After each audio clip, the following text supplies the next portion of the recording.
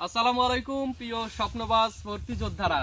এই মুহূর্তে আমি আছি এই যে আমাদের সবুজ শ্যামল যেই প্রাকৃতিক পরিবেশ এর মধ্যে। ছুটিতে বাড়িতে আসলেও তোমাদের কিন্তু আমি ভুলিনি, তোমাদেরকে সকল আপডেট, প্রত্যেকটা বিশ্ববিদ্যালয়ের ভর্তি পরীক্ষার আপডেট আমি এখান থেকেই জানিয়ে দিচ্ছি।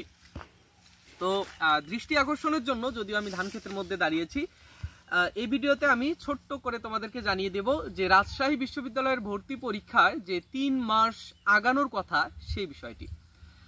রাজশাহী বিশ্ববিদ্যালয় সহ দেশের আরও অন্যান্য যে বিশ্ববিদ্যালয় রয়েছে তাদের ভর্তি পরীক্ষা কিন্তু 3 মাস এগোবে।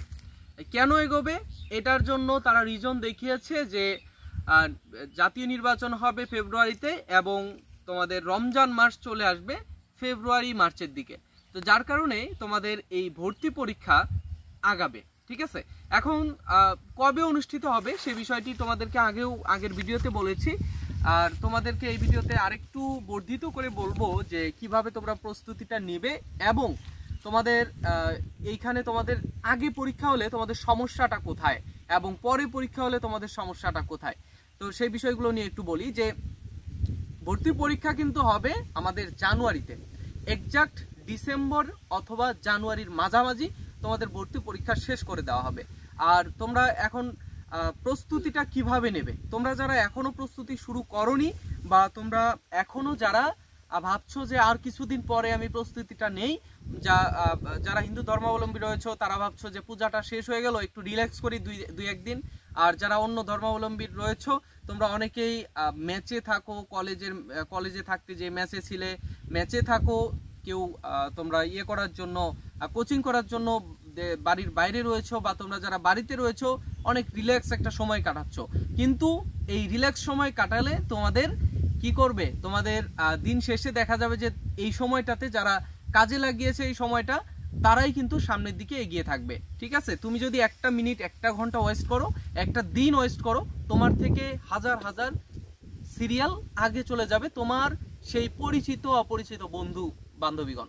তো এখন তোমাদের কি করতে হবে, এখন থেকেই তোমাদের রাজশাহী বিশ্ববিদ্যালয়ের ভর্তি পরীক্ষার যেই প্রশ্ন ছিল, যে বিগত বছরগুলোতে আসা প্রশ্ন, সেইগুলো তুমি এখনই সলভ করো।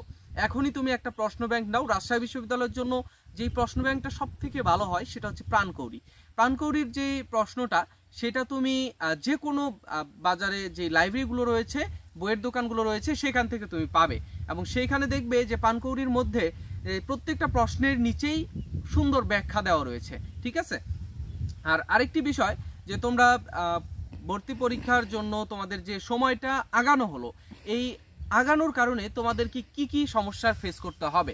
এখানে দেখো অনেক বড় একটা সিলেবাস, ভর্তি পরীক্ষায় অনেক বড় একটা সিলেবাস। এই সিলেবাস তুমি খুব সহজেই কিন্তু শেষ করতে পারবে না। এই জন্য তোমাকে মানে টেকনিক্যালি পড়াশোনা করতে হবে। টেকনিক্যালি পড়াশোনাটা কেমন, যে তোমার এই সময়টাতে তুমি টপিক ধরো, প্রশ্ন ব্যাংক সলভ করো, যে টপিকগুলো পাবে সেই টপিকগুলো জাস্ট শেষ করো। তুমি যদি ধরো যে একটা বই, তুমি মাস্টার বইটা নিলে ইংরেজির জন্য সম্পূর্ণটা শেষ করবো, হবে না। তুমি অন্য একটা জাস্ট তুমি সাধারণ জ্ঞানের জন্য করো, বা অন্যান্য ইউনিটের যে কোনো সাবজেক্ট তুমি ধরো, সেখানে তুমি যদি চাও যে এই বইয়ের আমি সম্পূর্ণটা শেষ করে দেব, এটা কিন্তু হবে না, তুমি পারবাও না এত অল্প সময়ের মধ্যে।